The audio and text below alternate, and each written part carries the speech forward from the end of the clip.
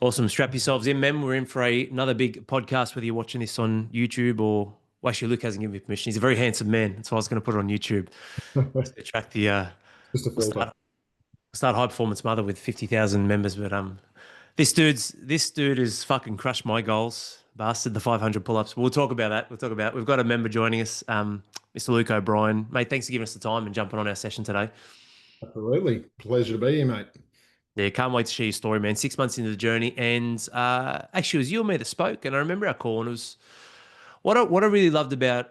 Yeah, and look, love all the members, but what I really loved about you and our call was, hey, Al, life's not bad. I just fucking want more. And I, you know what's funny in today's world, Luke? Like, fuck me, man. So many men are either A, ashamed to admit that, or B, don't publicly advocate for a desire for more, and or C, don't allow their actions to do that, which means they're subconsciously by default just pulling themselves away. Even if you've got an above average life, you're still like, well, fuck me, man. How much can you do? How far can you go? So I really enjoy that. And that doesn't take away the value in helping men who, hey, fucking don't know what's going on. I don't get women, and my wife just fucking said this and that, and I get that, man. But I really enjoyed our call because in some aspects, and you obviously you can see differently now, but in some aspects, quote unquote, compared to other people who'd be like, oh, what do you got to complain about? Well, there's no need to do anything there. There's no reason to do anything. And that's what I love most, man. I think I don't know if I shared this with one of the other podcasts with Hutto or not, but I've definitely shared it with the coaching team. Like, your character and strength in life is always best built off the back of challenging yourself when you don't need to. But everyone waits until life fucks them in the ass, and then they're, oh wow, I've got to like they're passively moving through, and then they get challenged. Then, mate, fucking boom, that's like a steam train just knocks you, and you're done. Yeah. So just reflecting, man, I was like, yes, I remember our chat. It's pretty awesome because that's how I roll. I love that. I like to be proactive, and like I said, technically you had no real reason to do anything above and beyond or even join HPF, but yeah, here you are. You had that hunger, that thirst, that ambition. And we'll probably dig into that a bit today, but I fucking love that, man. Like, I live and breathe that shit. Like, what's the alternative, right? But mate, we'd love to share, I guess, your story first to start with, like, and just a bit about yourself. Get the listeners here, whether it's members or non-members, just to, obviously the members have seen you high flying with the hundreds and thousands of pull-ups that you've been doing, which is awesome. But yeah, love for you to just share a bit about yourself, man, and we can walk through the journey together of what led to HPF and what you've done so far. Yeah, cool, mate. Thank you, and thanks for inviting me on. It's yeah, definitely an honor. Yeah, so my story: 41 years old, married to a beautiful wife, Jess. Two kids, two boys, Maverick, who's 7, and Harvey, who is 9. Yeah, like I said, not a lot to complain about in my life. We've had our ups and downs and whatnot, but originally from Victoria, Jess and I moved up, what is it, 12, 13 years ago now to Darwin, NT. We're coming up for 12 months and then going to head home to get married and have kids. And very typical Darwin story where we're still here. Yeah, kids are here and we're still here. We could be here for life, I think, much to my parents' dismay. But anyway, yeah, and yeah, life's good, mate.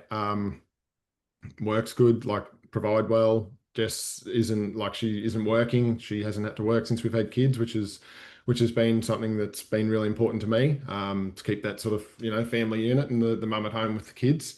Um, yeah, had 2 boys, and then we actually had a third on the way, and then lost that one to like a late pregnancy, late term pregnancy. Lost that one, and that hit us really hard. And sort of got back into it, after a certain amount of waiting period and whatnot, thinking we'll keep going. And then 4.5 years later, couldn't get it done. Like first 3 pregnancies were really, really quick, like first go sort of thing. So then, yeah, it was super sad.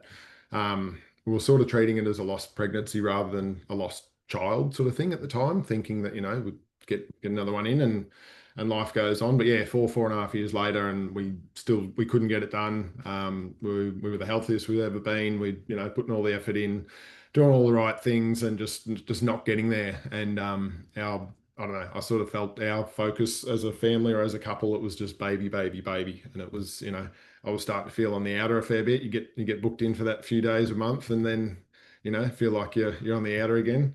Um, which is totally understandable. That's not having a dig at Jess at all. But as a man and a husband, and not being able to get the job done, like there's a lot of things sort of that eat you up a bit. So yeah, just sort of feeling last in line, I guess, with that focus being on the baby.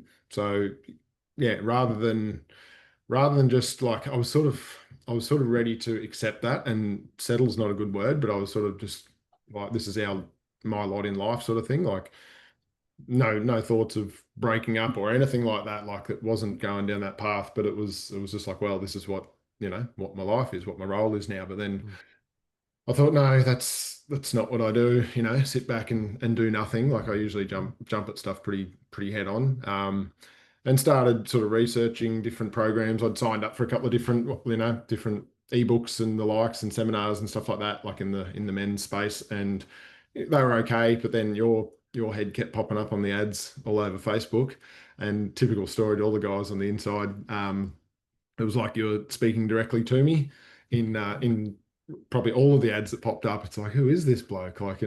So yeah, jumped on the podcast and just went hard for 2 weeks straight. I don't know, I probably listened to 100 of them in that time. It was over Christmas, so I was off work and just going hard on it, and it just really spoke to me. And the whole concept of becoming the prize, like the issues I thought that we were having as a couple sort of thing. And I'm doing all this, I'm providing, you don't have to work, and rah rah rah, like why am I sort of last in line, I guess. And yeah, that concept of becoming the prize, like that was the turning point for me. And I'm like, holy shit, I'm definitely not the prize that I thought I was. I hadn't really looked at it that way. And I'm thinking, like, yeah, she's not the answer. Like, I'm the answer. I got to do better here. Like, support her more, and become a better man, and fill that role properly, rather than moping around thinking poor old me. And yeah, that's what led me to, I bought the marriage playbook, and yeah, just whizzed through that. Like, I'm a big consumer, I'm always on podcasts and whatnot, but sort of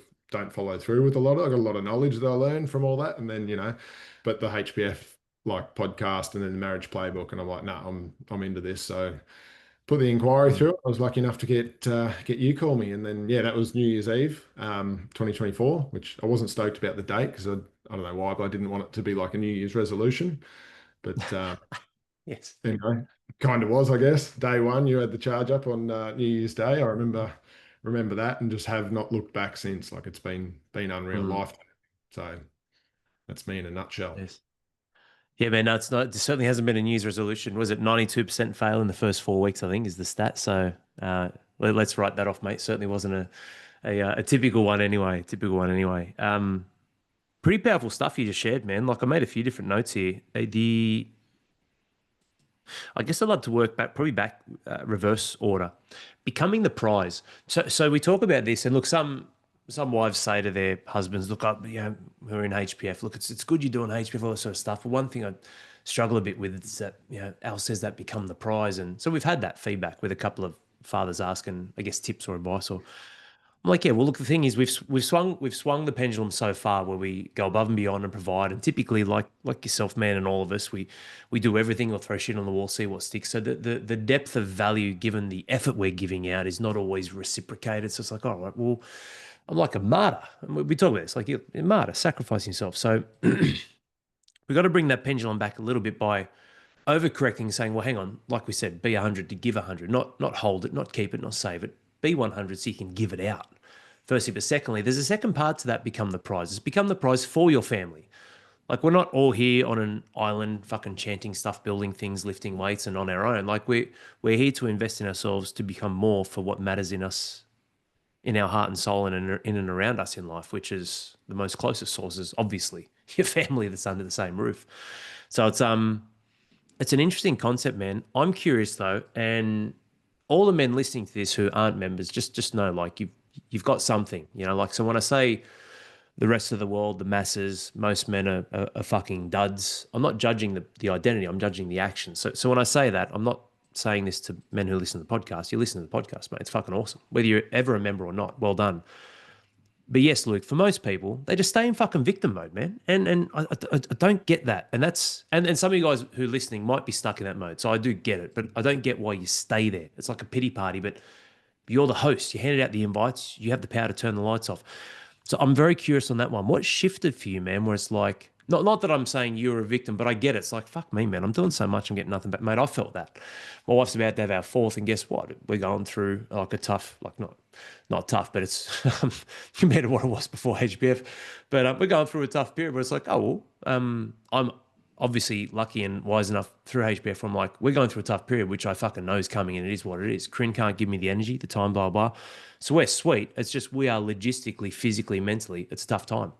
I'm not crying, poor me, but a lot of men don't have HBF, the wisdom, the steel. Like, how did that change for you, man? Because that's quite a common thing just to hold on to that grudge, and that's what leads to the rupture, the big one. But yeah, so how'd that change for you?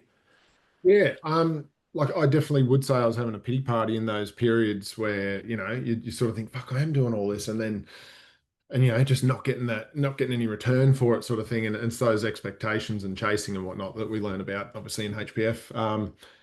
But the changing point,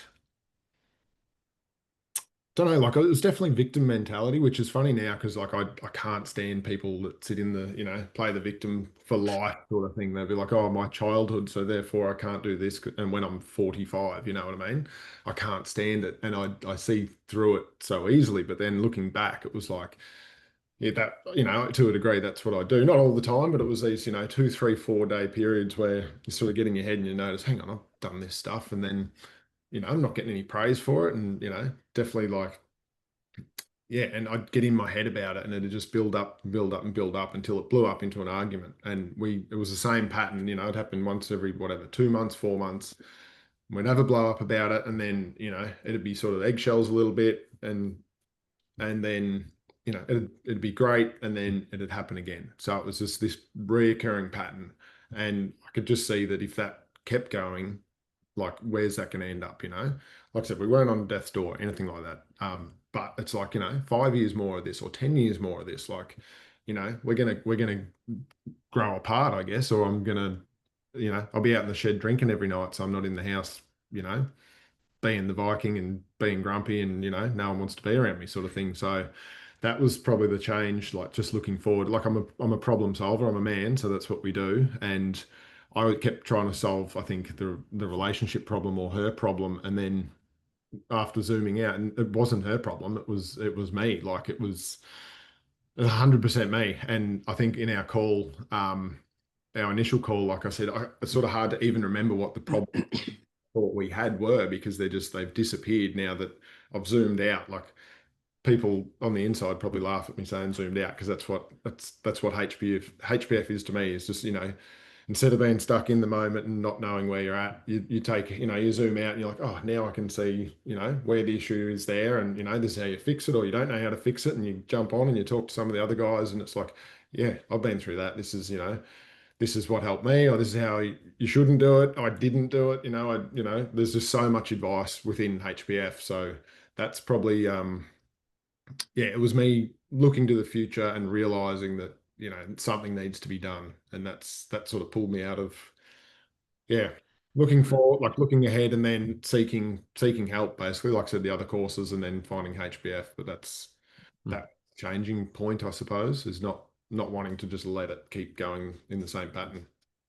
Makes perfect sense, man. Like we talk about like why men need to lead, right? And with women, bless them, they're emotionally regulating and volatile creatures, left, right, left, right. That's just the way they operate, like 6 lane highway. So what you shared just then, that was a bit of an epiphany I just got because like that's how women are wired, which is why they struggle to see deep into the future. So you can go into the future through emotion, like, oh, I'm worried Luke won't be with me, and that's, and then what will that mean for the kids? But when you're typically, this is what I got from it anyway, mate. When you're typically in a charged emotional state, if you do that before the logic, you actually can't see, it becomes foggy. Whereas the opposite is if I can look at logic, okay, well, let's go down because that's what I'm getting from you. I actually had the vision and foresight to go, well, where would this go? Okay, that will be the outcome. So you actually went logic first and then, okay, well, then how would I feel?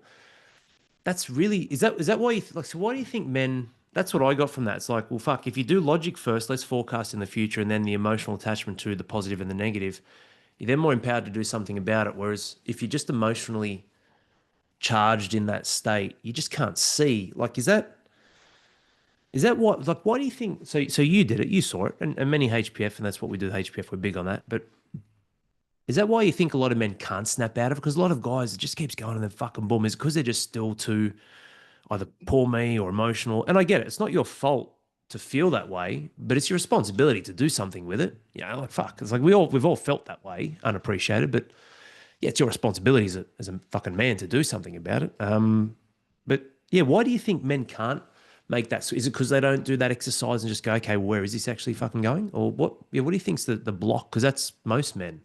Um, Mm.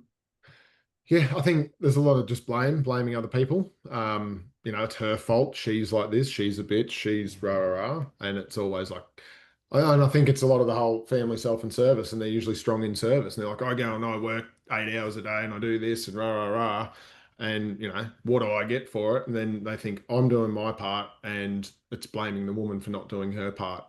So I wasn't like that. I guess in those moments I probably got like that. I thought, geez, you've got a good life, and why aren't I, you know, praised more or whatever? And yeah, so I guess in some moments I wasn't looking forward. And it wasn't in those, 3, 4 days of moping around that I was having the foresight. It was usually in the day after or a couple of days after. I'd always reassess how the blow up went. And I always think, did I handle that well, or what's her point of view? Like I've always sort of been like that. But I didn't have the answers. I could see I was not happy with how I handled it, but I'm like, I just can't get my point across. I'm saying A, B, C, and it's like she's here in bloody X, Y, Z. And mm, and that was just we weren't getting anywhere in that regard. But going back to other blokes not reaching out or not looking ahead, yeah, I don't know. I think it's just not looking at that family self and service, not even being aware of it, and just going, I'm killing it at work, so that's all I need to do. And I was definitely like that as well. Yeah, hands up. That was me too. Like I figured, mm, I'm providing, so therefore I'm done, sort of thing. And even just being lazy around the house and helping out and whatnot. And I'm thinking, oh, well, she doesn't have to work. Like, it's fine. She's doing the lunches and the washing and the cleaning, the kids and this and that and whatever. And it's like, it's a harder job than what I've got by far. Um, but I think because of the money side of things, that I'm providing the money that was enough, but it's really not. It's mm, separate, like 100% separate. mm. Shit, man. I think, mate, can you run the HPF ads for us from now on moving forward? Or fuck me, what you said then is gonna, because obviously I've had a lot of conversations. It's gonna resonate with a lot of you guys listening. It's so true, and it's yeah. What I got from that is like we feel significant at work because we're important. We're getting typically with work, you'll get a faster feedback loop. Like yeah, cool, have more sex with the wife. But that's a byproduct of the dance, the romance, the connection, yeah, the intimacy, the respect, which then can build into more affectionate love because you're giving each other the time. And whereas work, it's like I do this, I get that. I do this like shooting baskets. I either get it in the basket or not. But then if you're tripling down on work, you're typically doing well, even if you're under the pump, which means there's people around you that would see you as a leader, so they're championing you. So the fulfillment and the reward is at work. So, oh, well, at least I fucking get appreciated at work. So we start to plant these things. Mate, can definitely see that. I can see that being a pattern with most people. And when my marriage fell apart, which started HBF, it was that. It was only a 1 hour drive to work, but yeah, it was a 2 hour turnaround. But at the same time, mate, I was just way too much into work emotionally, invalidating that as my identity. It wasn't even the time with or without the family. It was where I placed significance.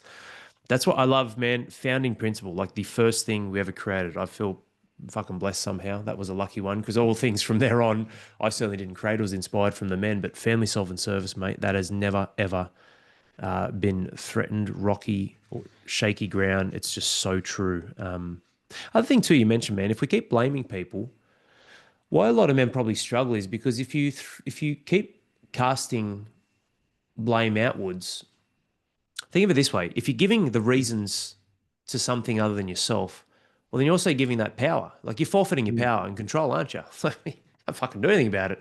So if a man's just doing that, it's like, well, I'm giving up any chance I have to fucking do something about it, which probably has them stuck, I guess. Hmm. Mate, so up in Darwin, you don't like the Melbourne weather? You don't like Victoria weather? Mate, like I lived there for 30 years and it was the normal. And then we got up here and I'm like, "Fuck, what? It doesn't have to be cold and hailing. Five No? seasons in a day. Yeah, 5, 6, whatever they're up to now. Like, Yeah, my mum keeps like because she's dirty that we've got the kids up here, but she's like, well, you lived here for so long, it's not that bad, and it's like, yeah, true, but it doesn't have to be like so it is hot, it's sweaty, it's humid up here for half the year, and then it's paradise for the other half. But the hot and humid and sweaty, I'd give that any day over sideways hail, wind, Mate, and you'll never drive. have dry skin. You get shredded. Mate, I was up there for a holiday. It was beautiful, man. I loved it. I got fucking shredded in a week. That's it. People think I'm crazy because I've got a sauna out in the shed, and they're like, "What?" And I'm like, "Yeah, well, Darwin doesn't get that hot, you know." But The I've never, saunas to cool down. The saunas to bring back yeah. memories of Melbourne. Me and the mate were putting it together out in the shed, and it was a stinking hot day, and we're sweating our ass off in there. Like, what are we doing? Like, That's what are that's we doing awesome. this for? But no, it is good.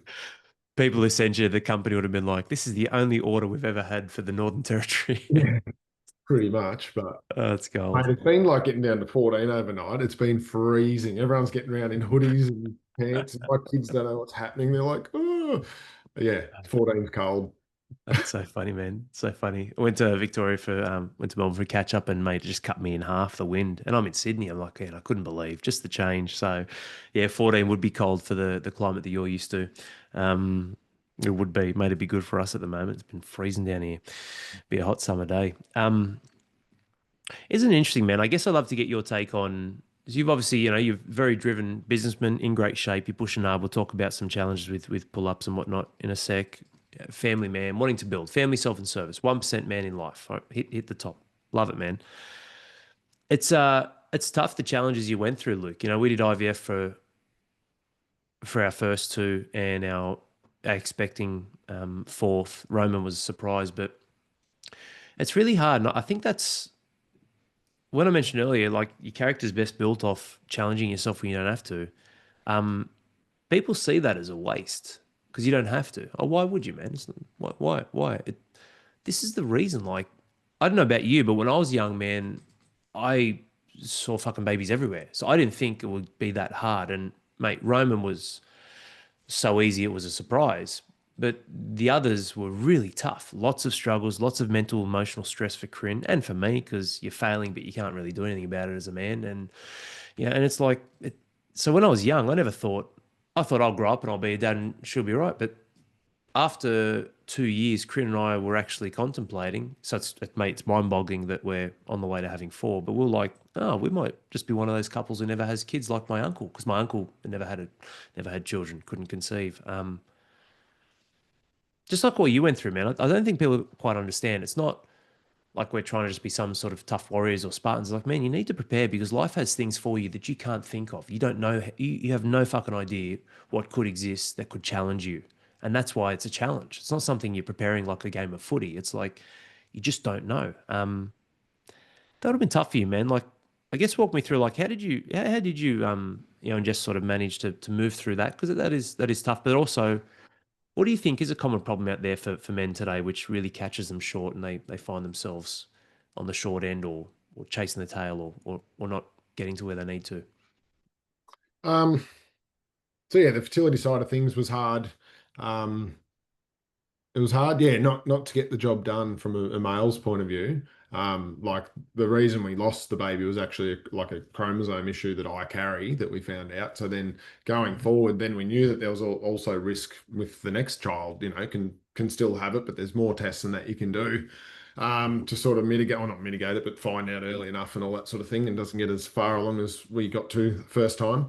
Um, yeah, but just helplessness, like, knowing that she really, really needs another baby or needed, like I keep saying it's a terrible word, but replacing the one that we lost. It's not the right word, but fulfilling the gap that was left, I suppose.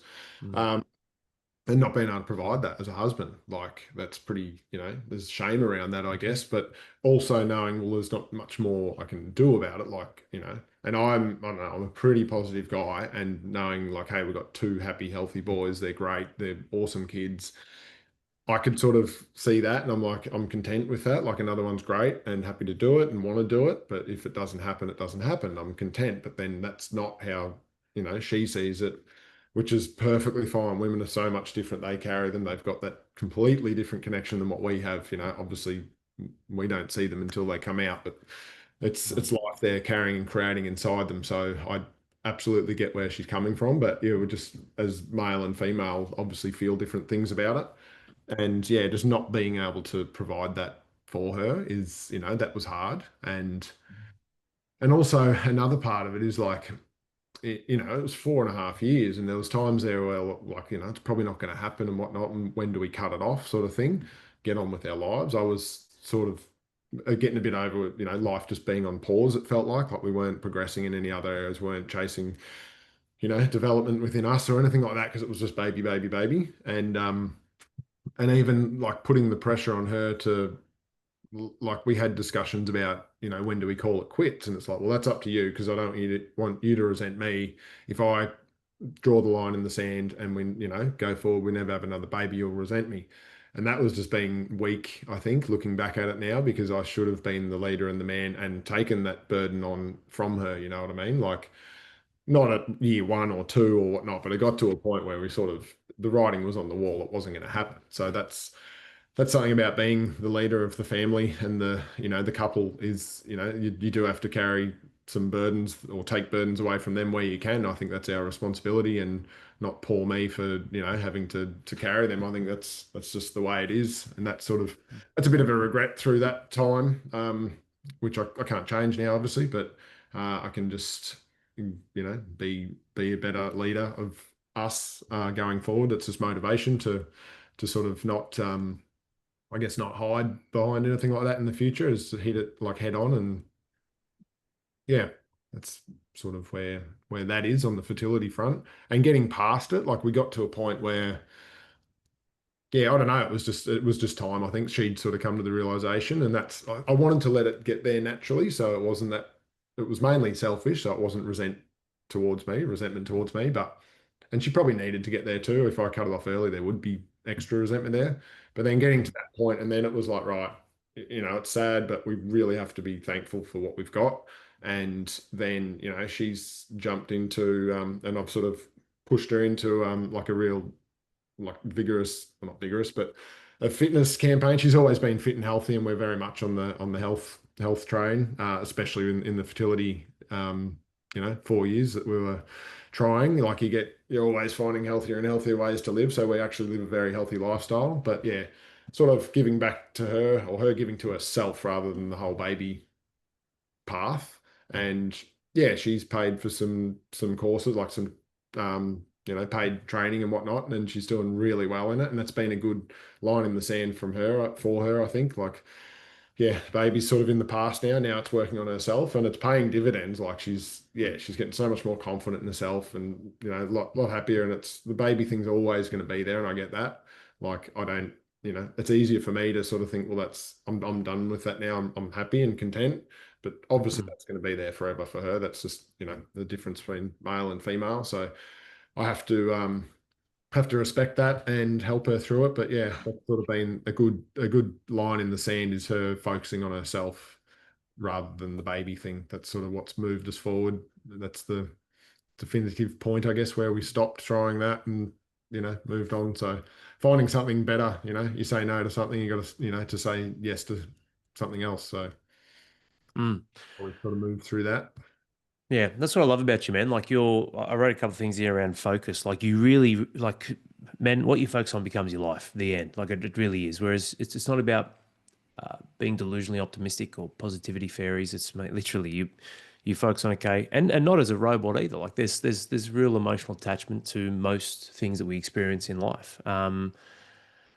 So we need to allocate that accordingly, sure, but you had a good blend of both, where there's obviously an emotional connection to this, but there's also a passageway forward, possibilities. What can we do? How can we focus on ourselves? How can we rebuild? And move forward. That's a really tough one though, man, because I absolutely get what you're saying. So I think you did really, really well in that situation. The only thing I would look at that there is like, yeah, it'd be hard for me to give Corinne a definitive line, because no matter what date you set, 20 years time we're going to stop. They'll be like, well, what if it was 20 years in one day? Like we know how women are. So no, I think you did the right thing, man. The hardest part is managing. The hardest part is leadership that can softly lead one towards following through the same parameters you would follow. So it'd be a case of, look, Corinne, and that's what I love about just being transparent and open. Look, Corinne, there is a real risk that if I just went hard with this for your protection so we could move forward, you may carry resentment. However, here's some food for thought. I want you to go through this exercise. What would need to be true, or what timeline would possibly exist for me to be ready to move on with this? And if the timeline's never, that's okay. But what's something you're willing to accept? Is it 18 months? Is it 111 days? Is it 247? And just navigate towards. So it's almost like I would train and try and just instill in her mind a deadline without saying that's the deadline. And that's even then, man. Like, yeah. So I don't think you did anything wrong there, but that's a delicate one to which I think you massage quite well. Really well. Uh, what do you think's and then the second part of that, so definitely what you focus on, your I guess this will lead in that second question I asked you about where do you think men miss the mark in life? That's essentially what the question was. But I'd love to answer both in one go. Like, why are you so ambitious, man? Like, what's driving you? Like, that's a real like we've spoken and I think there's fucking massive goals for you, man. I really see you just warming up, even though you're already crushing it. But like, yeah, what's driving you, man? Why are you so ambitious? And why or how do you think men are missing the mark today, where they're just not living up to their potential? Why am I so ambitious? I do not know. Like I feel it. I don't know why. I guess I just look around and like no disrespect to other men, but that are happy just working until they're going to be 70 now and they can retire and whatnot, and they're just content.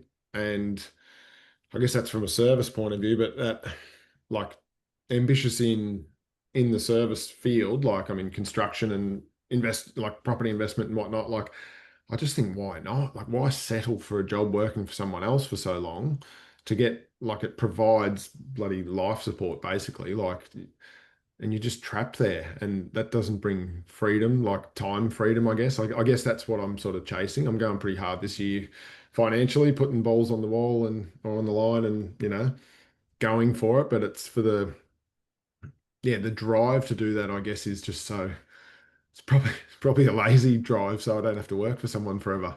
But That's a good excuse. It's a good, yeah, but you're ambitious in life, man. Like, walk us through the fucking pull ups because it's pretty crazy. So, I did 500 a couple of years ago on Good Friday, and that crushed me for a few months, actually. I don't know if I shared that, but yeah, man, I was struggling for a little while. Um, you're setting higher standards for your two young boys, you're turning them into weapons.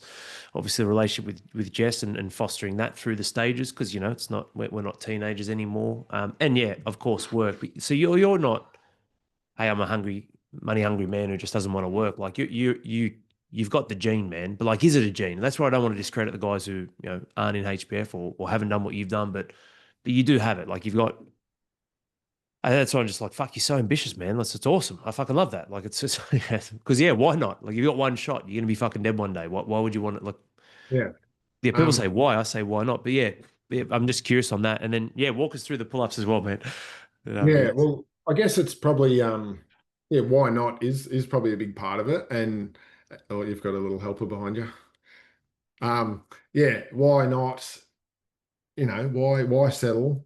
Why not have a crack? And definitely since HPF is the glass ceilings, I've spoken about this before, but yeah, identifying these glass ceilings, go, hang on, why can't I do that? Other people are doing it. Why the hell can't I do it? Like, and with I suppose getting into the pull-ups, that was yeah, so when I joined up and see a couple of the guys within hitting pull-ups for their training and whatnot, and it was actually Hodgie's episode. I know it's 2:30 because I've forwarded on to a heap of mates like before I even started. I think it was 2:30.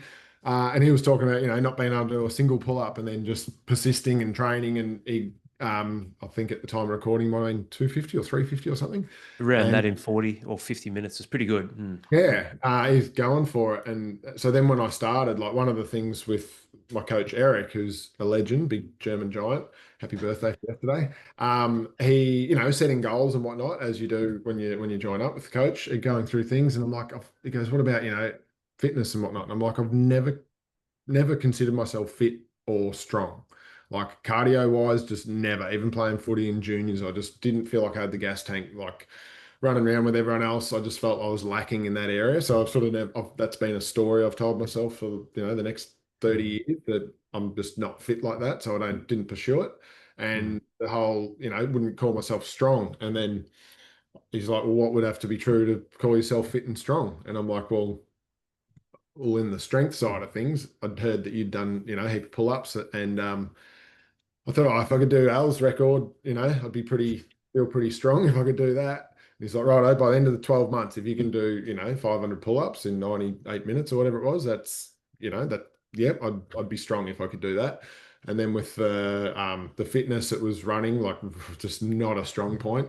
Um, and said, righto, 10 Ks in 50 minutes. We'll hit 5-minute Ks. And I went January, whatever it was, I thought, oh, I'm going to run 10 Ks. I'd been running a little bit with a mate, like once a week, we'd go for a jog sort of thing. And definitely wasn't setting any records. And even running next to him, like he just seemed naturally fitter. We were doing the same work and all that, but it was a story because since then, like I think I was averaging 7-minute Ks on that first 10K run I did, and I was dead, like headache all day. I was sleeping in the afternoon, like it wrecked me. And now, like I'll run 10Ks 2 or 3 times a week before work.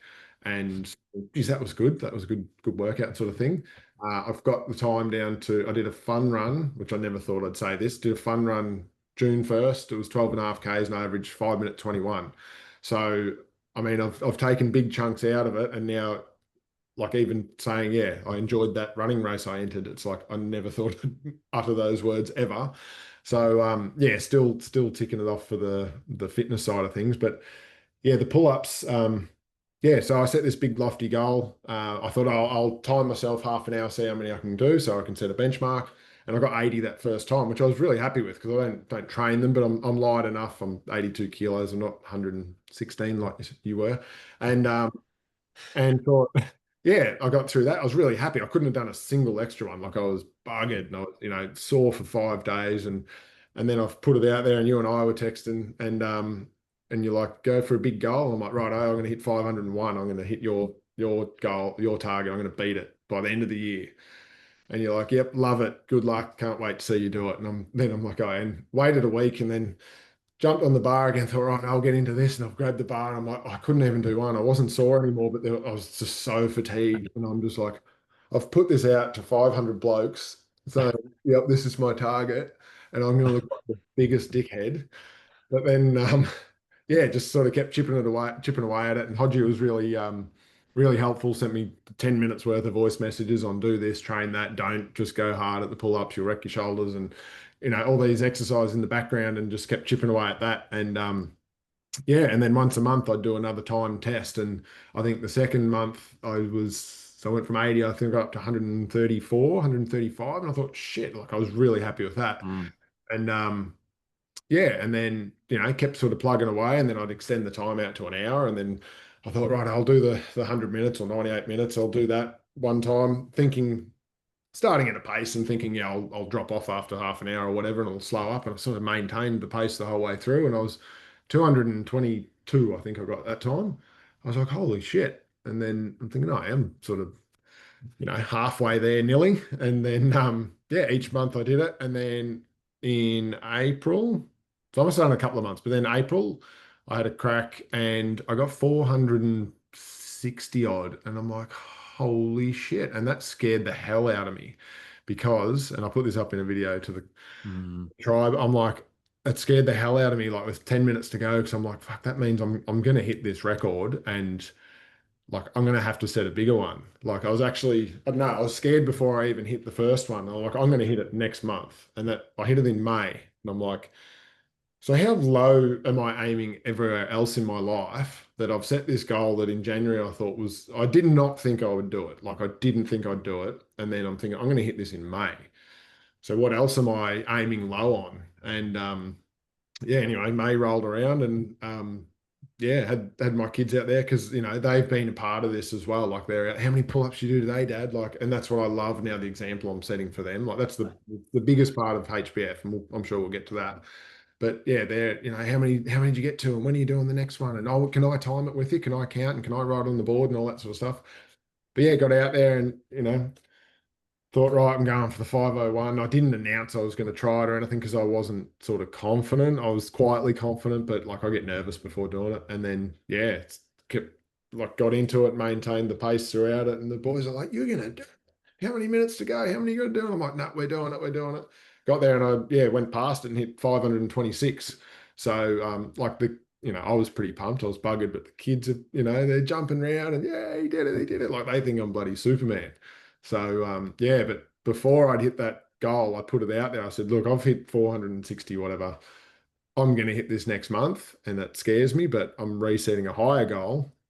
So before we go to Cozzy in November, that I was going to, well, I did more numbers than you, but you were carrying a little bit more weight. So I added up 500 times your bulky frame, with 58,000 kilos or something you lifted and divided it into 982, and it worked out at 707. So that's where I said, right, 710 before Cozzy.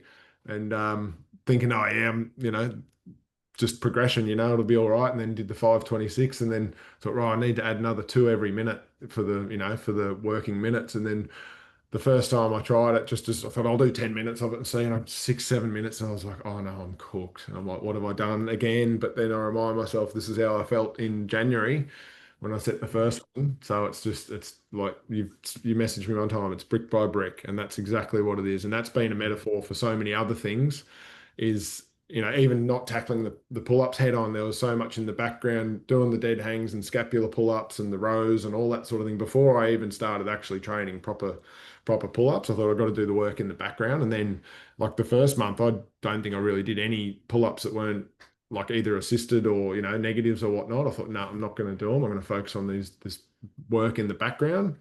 Did that. And then when I come back to it, that's when I hit the 143 and I'm like, holy shit. Like I went, whatever percentage, not from actually doing pull-ups, but from doing other work in the background. And that's definitely rang true across so many areas within my development, I guess, since hitting HBF, is not tackling the issues, with the missus head on, you tackle your own issues and work on them, and you're heading up the path here and all those things. It's like, oh, hang on, now that's fallen into place and that's fallen into place. Not even tackling them head on. I think when you chase those results head on, it ends up pushing them away. And it all comes back to developing yourself and leveling up yourself and being aware of where you're falling short and whatnot, and just focusing on that. It sort of feels selfish, but it's not, because others around you benefit so much more from it than you just focus on them. So that's where I use pull-ups to sort of guide my life. That is fucking incredible, man. Like that's the way you broke all that down and articulated it and shared it and tied it into life, mate. It's so true. It's so true, Luke. It's a big goal too, man. Like, that's a big goal, 710. I told you offline, I'm like, mate, I want to get but I want to get, I want to get jacked for Cozzy, and maybe I'm down to 105, 106, but then I'll have to do more pull-ups too because I'm lighter. So I might have to be 580 or 600. But man, that's an incredible share. Even with the kids, like Mm. how awesome's that? The young blokes watching you and just seeing, like, it's so much more powerful than a word. Like the example and watching energy in motion, watching you move, watching you calculate things, break things down. Like it's so funny, man. Do you think it's fear of success? What is that? Like that's a funny feeling you mentioned. I know I'm going to hit this goal because I've been too reckless in my goal setting, or I've never been. I share this on an Hour's Insight where I've never been the best. It's like as soon as I get great at something, it's not that I jump ship and try and grow. I try and evolve. Right, what's next? Okay, didn't make it as an athlete, or went through the grades, then didn't make it. Okay, cool. I'm going to keep growing. Okay, what about a business with gyms? And I've always tried to just go for something bigger and larger. So I've never given myself a fucking easy target and hit it. So I actually have never really hit my goals. That's a bit fucking weird, isn't it? But I've never had that. People tell me about that fear of success, like, oh, am I setting the bar too low? And look, you can set it too high and just be a fucking dreamer with no direction. I don't believe that's what I've done either, because HPF's got a pretty vivid path on where we're going. It's exciting, but yeah, what do you think that is, man? Do you think it's fear of success, or what's the and walk us through the boys, mate, and the impact you've had with them, mate. That's so awesome. I'd love to get your insights on those 2 points, though, for sure. Yeah, fear of success. I don't know. I have a habit of getting 99% of the way somewhere and then I don't finish that. And yeah, I'm like, okay, now there's another goal here or whatnot. That's sort of been a theme that I've been aware of. And I put things off with that tiny little bit to finish. And I don't know if it's fear of judgment when something's complete. And I say, there you go, that's my best. And then that's the time when they have their opinion and I'm maybe worried about what that opinion is, probably not founded. Like I sort of deliver pretty well, I think. But Yeah. yeah, fear of success, I don't know. I definitely don't set the bar low. I'm all about setting it high and even higher and higher now. And it's like, if you set it up here and you fall short by this much, it's like it's still you're so much further than that low bar, you know what I mean? Um, Yeah, you but know, same. Is it more like you think just like the natural anticipation nerves of what's possible and then the unknown, or what do you? I don't think it would be that. I agree with you, man. I think it's because you achieved so much. Like you had an 80% improvement with not even doing pull-ups. You went from 80 to yeah, 143. It's like fuck. It's like, yeah, yeah. But then on to the kids, like that's been the biggest change. And I wasn't even expecting that coming into HPF. Like I said, the reasons I sort of found HPF and whatnot. But I guess with prior to HPF, I'd always I was dirty on myself because when I played with the boys, like it felt like a chore. And I was so dirty on myself for feeling that way. And it wasn't that I didn't enjoy it. It was more because I got so much going on in my life. I'd say I got a lot of plates spinning and whatnot.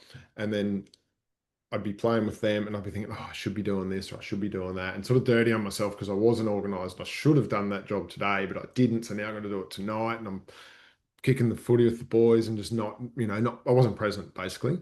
And that changed within the first week of being in HPF. Like Eric, my coach, put me onto the Get Shit Done protocol, and which is work-life balance, I think we call it now, that course. And yeah, I'd always sort of had the story. I can't run a calendar because I've got to be reactive with work, and people can call me and this, that, and the other. But doing that, and again, this is about tackling something else for myself rather than that feeling with the boys and trying to be present with them. Well, I had to tackle this and get myself in order first, the structure and the time and whatnot.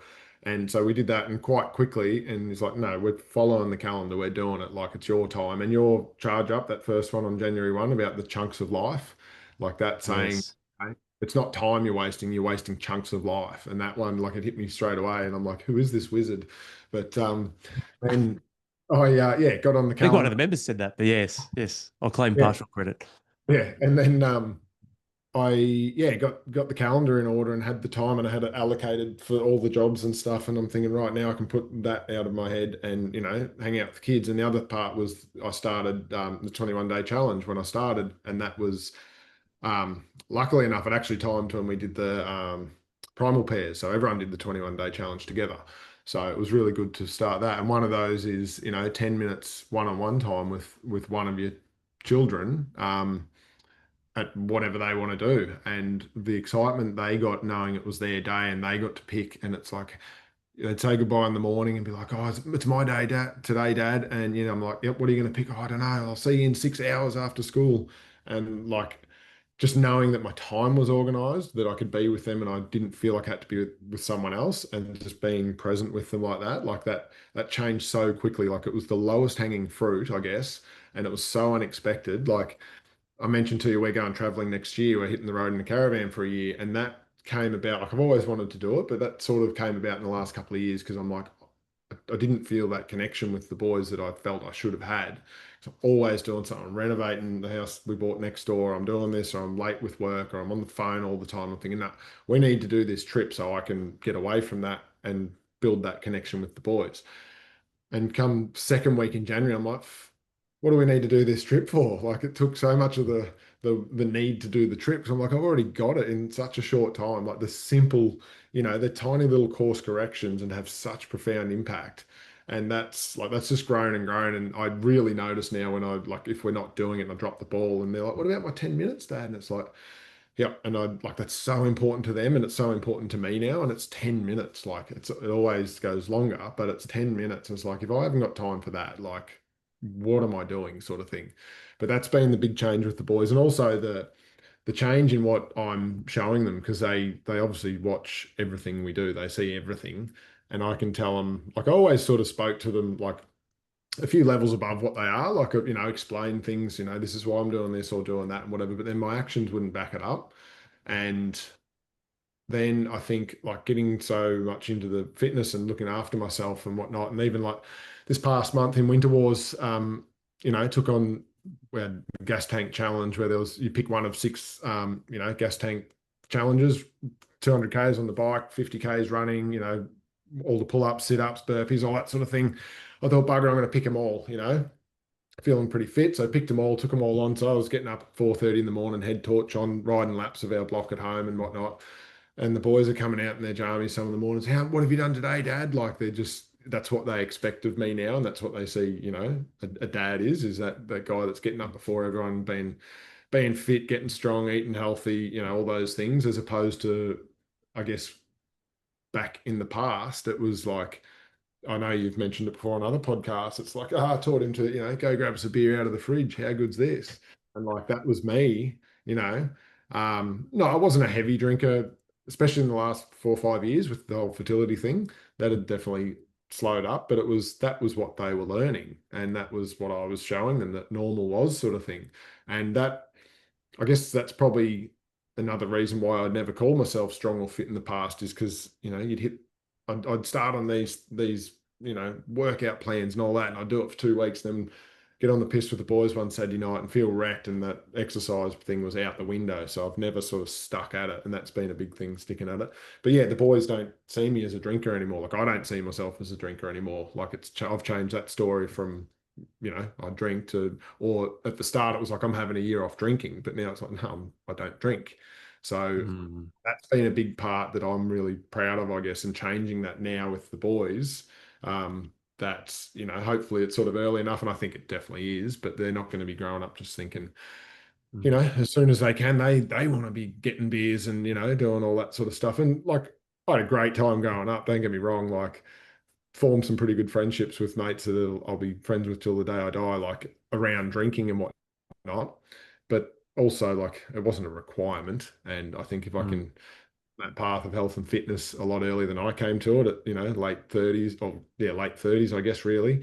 Um, I'll be doing something right there, I think. So that's good. Yeah. And they get involved now. Like Mav can do a pull up now. Like he gets out there and they'll jump up on the bench and, sort of jump pull ups. They can both do them now, but Mav's getting a bit more involved in it and putting the work in every day. And he's there now, and he's like, Dad, I did run the chin up. And Harvey's now sort of, they're pretty competitive, and now he's out there That's like, awesome. trying the same. So it's Mm. yeah, proud moments, seeing that sort of impact on them, I guess. So yeah, Yeah.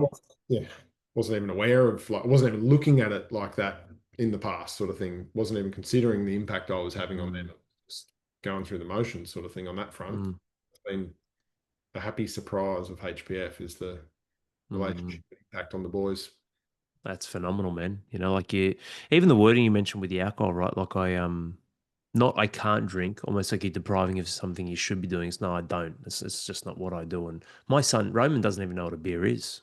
It's like, he just that's crazy, Like he's only 4, and obviously, like, yeah, I don't drink, but yeah, that is pretty fucking funny though. But mate, that's just, yeah.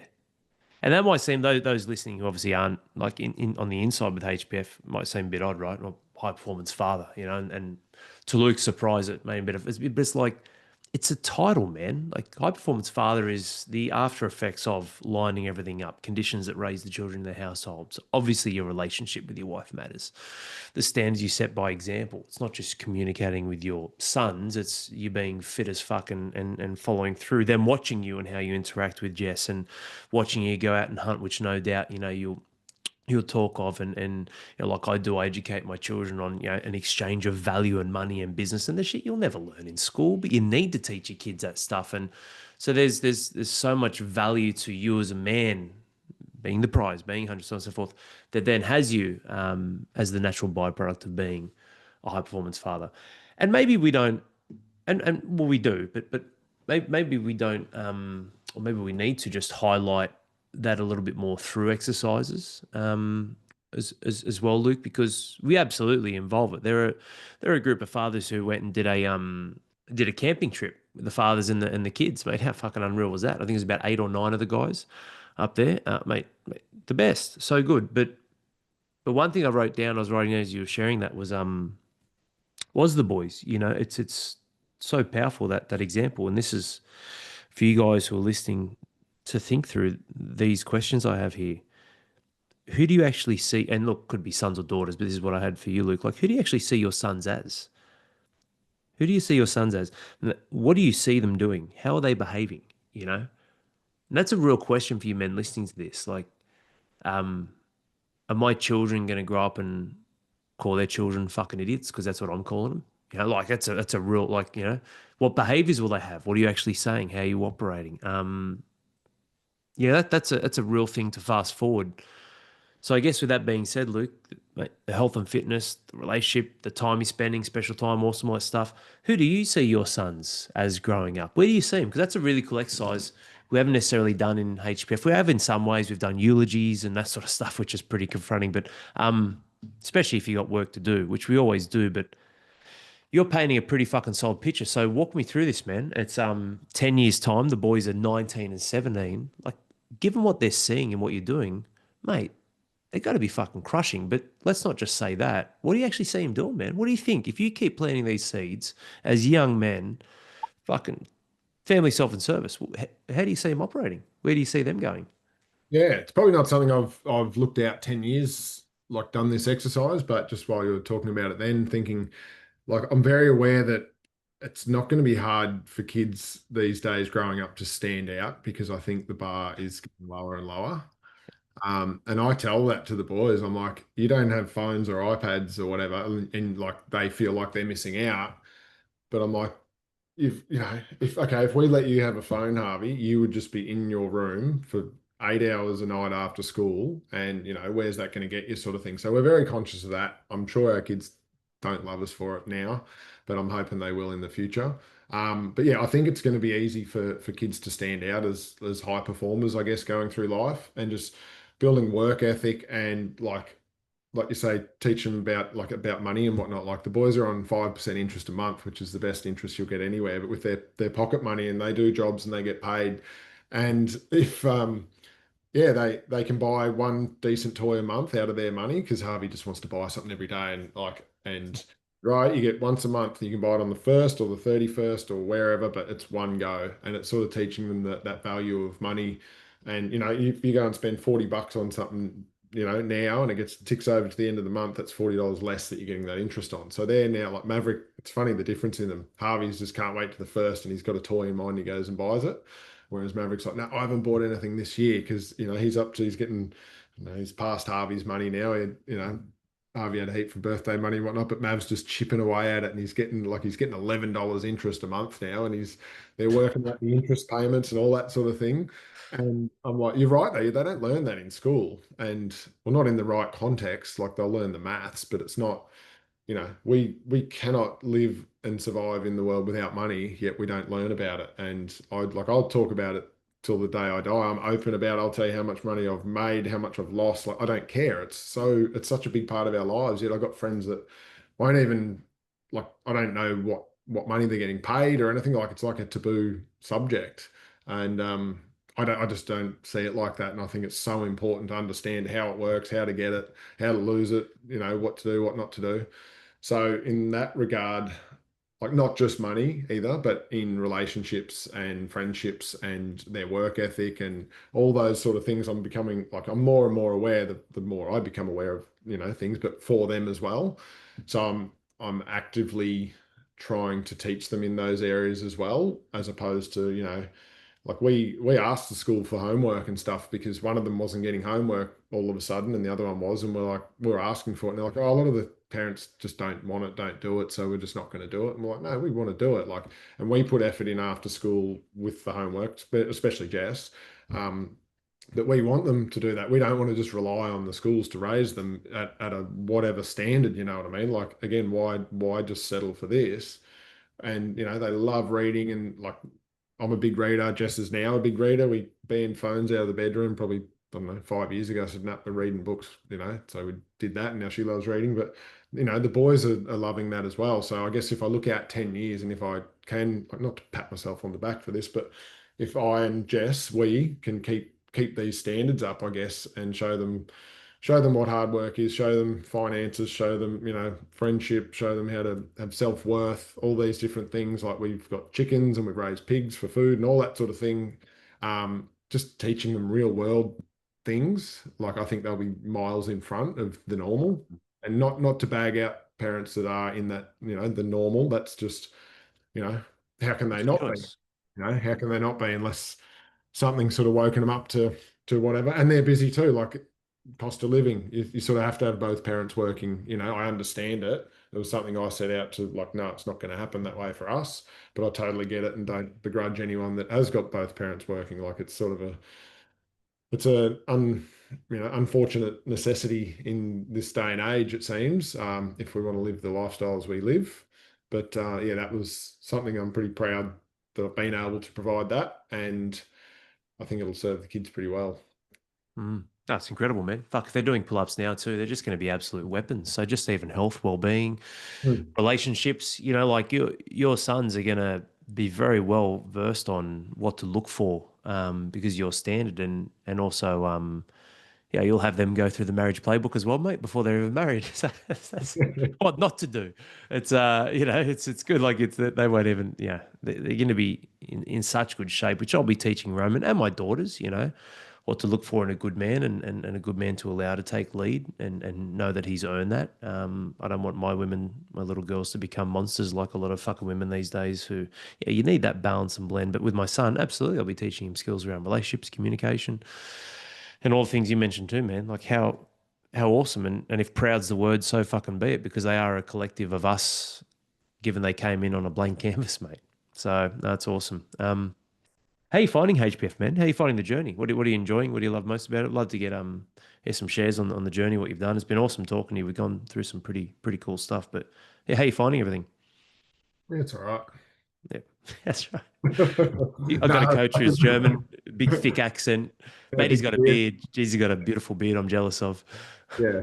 No, it's been, oh mate, it's been life changing. I think I brought it up in one of our chats once about like how do you describe HPF in one sentence or one paragraph? Because I just can't. There's so many facets to it. And I'm like, one day it's like, oh, it's this, it's the coaching and it's unreal and I get so much from this. And then it's like, oh, the coursework, I've been through this, but I think Coach Ben explained to me when we come down to Brizzy, and he's like, he explains it, 25% is coaching, 25% is the coursework, and then 50% is the community. And I wholeheartedly believe that, like, that's been the strongest, I don't know, the strongest part of it, like, not taking away from the coaching or the coursework, but that wouldn't be what it is without the other blokes in HPF.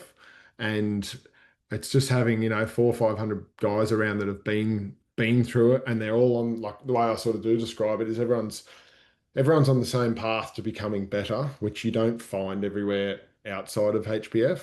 Um, there's a lot of just settling for whatever, but in within, like, it's always just an upwards path, and that might be from down here, it could be from up here, and that doesn't matter.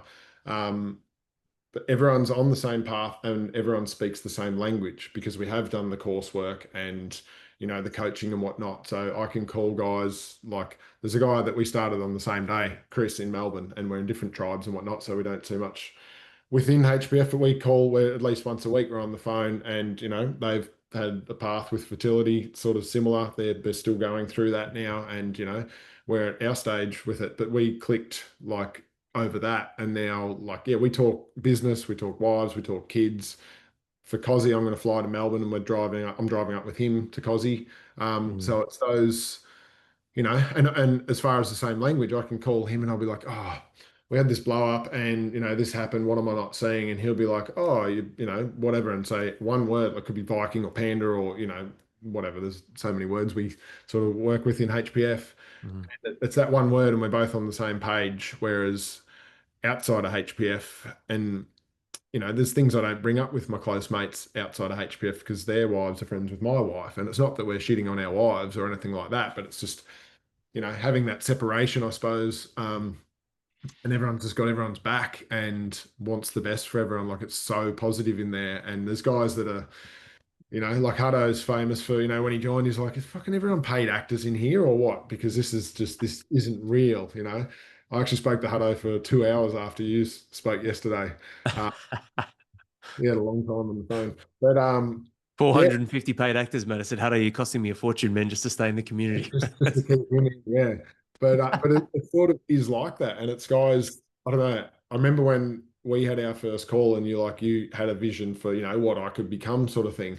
And I guess seeing the new guys come through now, I don't have the same vision as you, but I know just through if they put in, I know where they're going to progress to, and like I'm excited for them. And it's like you've got no idea. Just if you just stick at it and just keep plugging away, like where they're going to reach. And I don't know. Yeah, like I said, it's not the same vision that you would have, but I still see to a degree, and that's exciting. And you see guys come in there, can be down and out, and within a month, man, like they're putting in, and it's the guys that put in, like it's not just join up and your life's fixed, like it's the ones that are putting in and putting themselves out there and shares and whatnot, because yeah, the more I share, like I'm quite vocal within HPF and put a lot of shares out there, but it's probably selfish because you get so much back from it. It's I put things out to hopefully provide some nuggets for some of the other guys that I might have sort of worked something out for myself and put it out there, but then you'll have 10 other guys comment and say, oh, that's same as me, but I looked at it this way, or this happened, or this is how I handled that, and it's like, where else do you get this? So that's yeah, I still can't explain HBF in one sentence.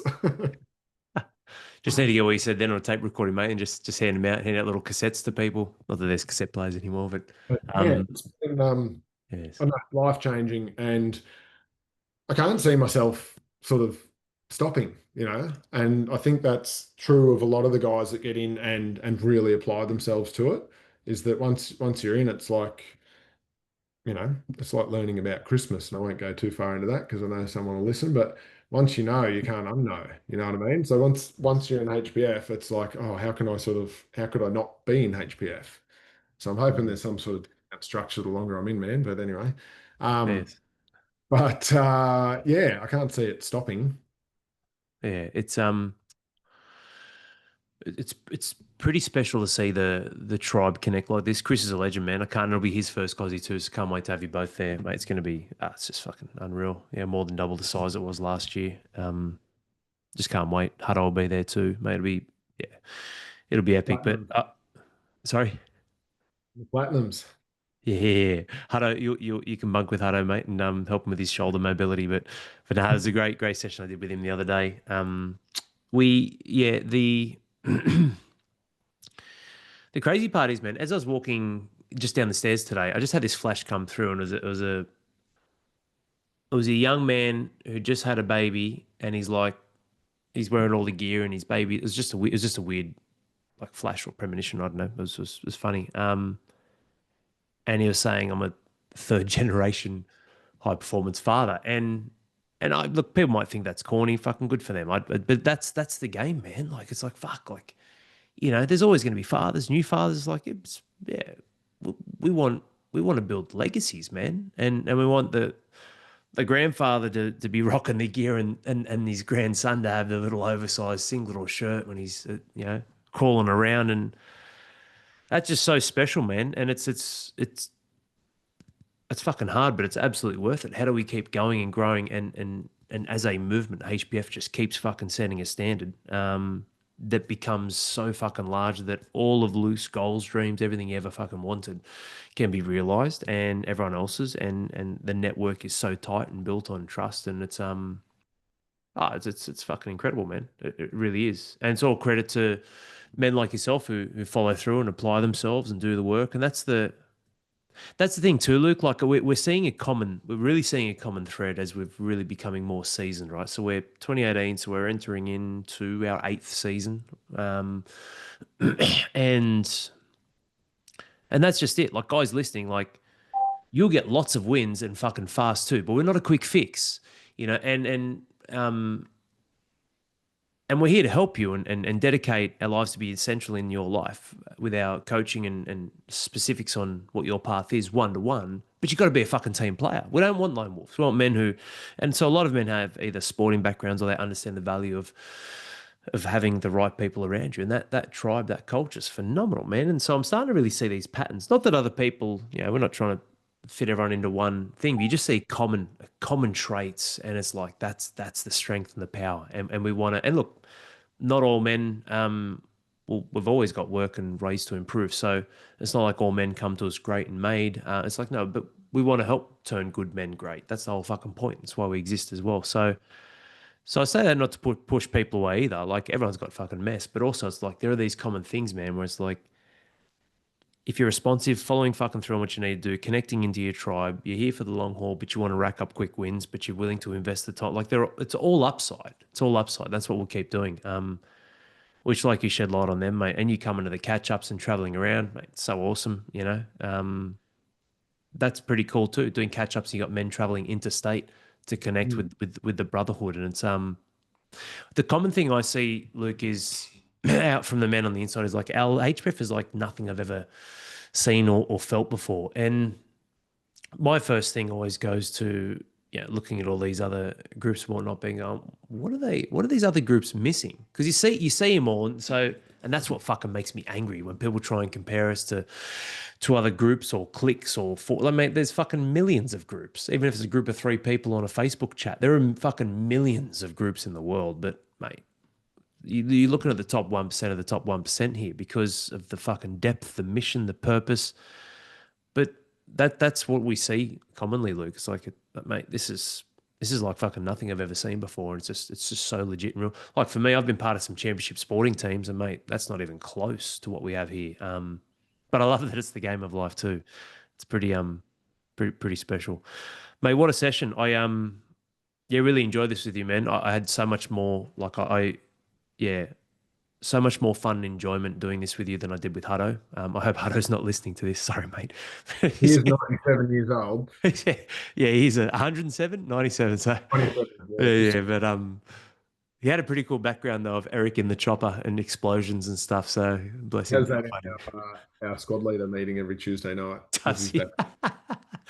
That's the old get to the chopper, man. So good. But no, it's been awesome, man. I think well, I know you guys listening have got a fuckload of value out of Luke's wisdom and shares, but I think it'd be unreal, mate, just to wrap up on extending that out to others. Any wisdom, any advice for men, like tips. How do you, as a man, as a father, juggling it all, start leveling up, start taking the steps, start taking action? Like what? It's hard to say what's your number one quote. Like people ask me that at times. I'm like, fuck, man, there's just too many. But like, I guess what would be any final or points of advice or tips for guys out there listening, man? Any other key things? Because you've driven home some pretty solid stuff, man. But be there anything else you wanted to add or share as we wrap this up, mate? It's been pretty cool to connect. I think like for guys that haven't sort of gone down the path yet, it's taking a good hard look at yourself and ask yourself, am I playing the victim like what we spoke about before?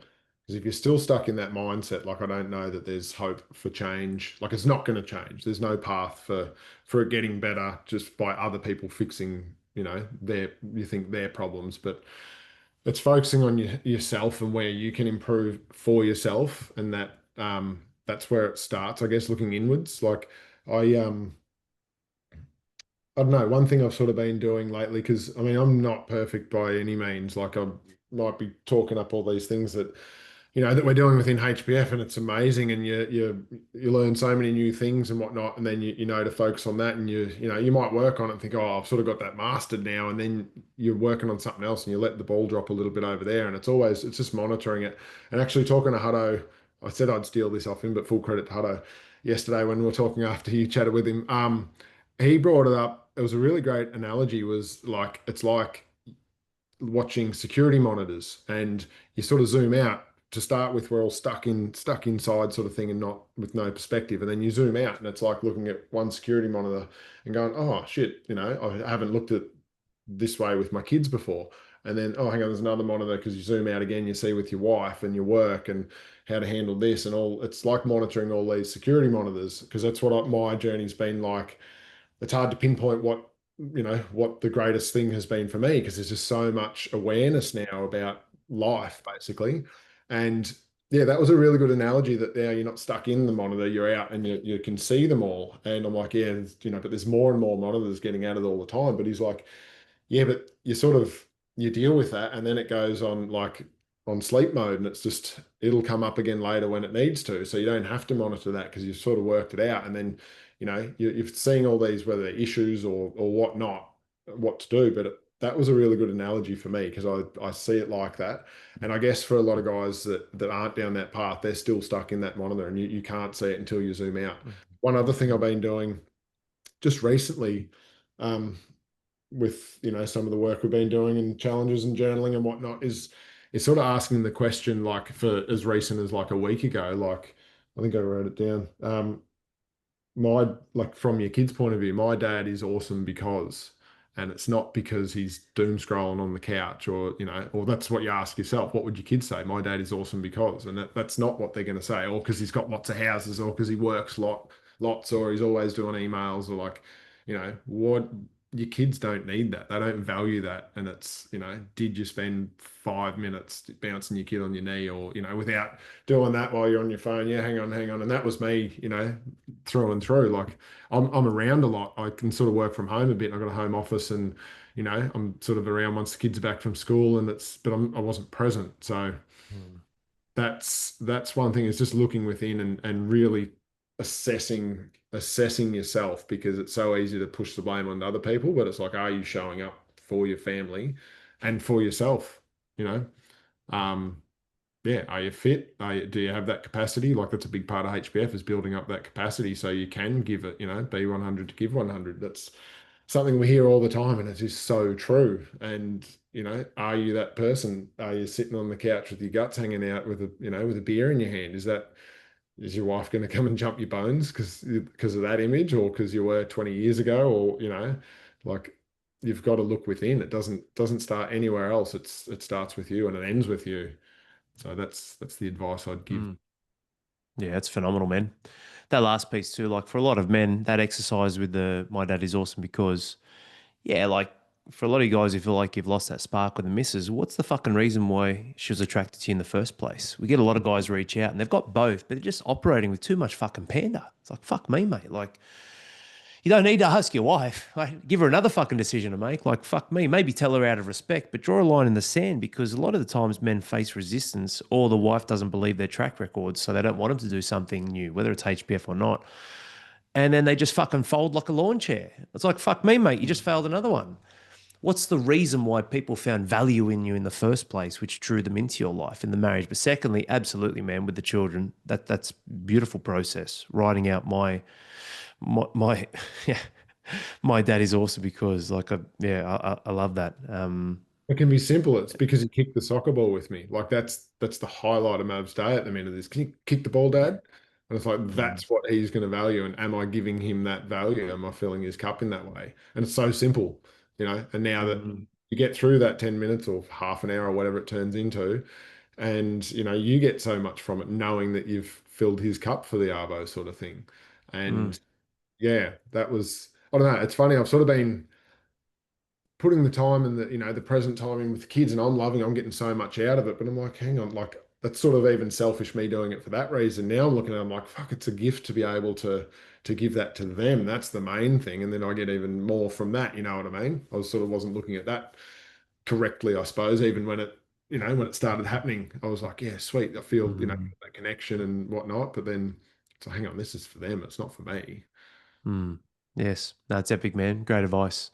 And look, guys, whether it's your wife, your kids, or anyone, like certainty is a very attractive thing. Making decisions, following through, committing and connecting through the eyes of others and what they value. That's leadership 101. So you can influence them accordingly, providing value through their eyes and following through on those commitments and connections. So you're getting more bang for your buck. Like these are invaluable pockets of time that will just pay massive dividends like Luke's sons, which won't come without challenges, as we all know. Like, fuck, I look at the world today and it's like, shit, man, how do I protect my children as much as possible? Start in the household, man. Develop some deep rooted, plant those acorns that become those big, beautiful oak trees for them in their life so they have a beautiful moral compass and a big, beautiful tree with shade that protects them against the rest of the fallen bullshit that you see out there. And then, like you said, Luke, they'll just stand out. Analogy is really cool too. Those security monitors. Like you can't see alternate perspectives or possibilities if you're stuck in that one frame, can you? Yeah, I really like it. It's a good visual. Hutto would have fucking loved that one because he was born before televisions come in, so Oh, that would have been very revolutionary for him. and scrolls. There was these scrolls where you had to scratch it That's right. into it. That's right. Yeah, what he was saying was, Have what was his saying? Don't plant the wax. Don't put the seal on first. You got to read all the scrolls before you seal them and send them. He's a legend. He's It's so just- good. This pod, so boys, just wrapping up. This podcast is turning into a fucking roast. That's what. That's the next step. We start on High Jimmy performance. Crash. Hey. We start on Jimmy's rash. Yeah. High performance roasting. So who's next? Let's bring some. We'll get Luke, He's gone. He's gone. Luke and me will start a show. Luke and I are going to co-host now, and we're going to bring other HPF members on, and Get on him. or we'll just bring Hutto on. We'll just run 100 episodes because it's not. Yeah, we don't need to tease and We shit might get people. 100 out of him. That's right. Yeah, we'll only get 100 out of him. Sorry, Johnny. No, fuck, it's a good tribe, man. It's a good crew. Yeah, I don't need fucking mates when I've got the men in HBF. It's so good. So good. Love your work, bro. Thanks for sharing the time. Oh, it's a pleasure. Thank you very much for inviting me on. I was a bit nervous, but yeah, it was good fun. Mate, it's yeah, like I said, incredible wisdom. I like always have written a heap load of notes, mate, and that's where I draw the inspiration. And even a lot of the ideas, they're not mine, mate. They're the chunks of life, even that. Like that's just such, I'm sure it was one of the members or someone. It's like, wow, that's a really good way to look at it. But no, I'm blessed and lucky for what I do, man. It's a pleasure and honor to serve you, man, as well. And yeah, thanks, gentlemen. I hope you guys really enjoyed this. Yeah, I certainly did, and I'll be listening to it again, especially the parts with Hutto. Then I'll chop it up. We'll do some edits. We'll send it off. But no, it's been Oh, awesome spending some time with you, man. so, thank you. Thanks, Luke. Hope you boys enjoyed this, and above all else, make sure you take just one thing. Well, Luke said it perfectly at the end, but just take one thing and take it and don't just apply it, fucking run with it. Like apply it lots of times and make it part of your life. And I promise you, you will see progress in some way, shape, or form. We'll see you on the next one. Cheers, guys.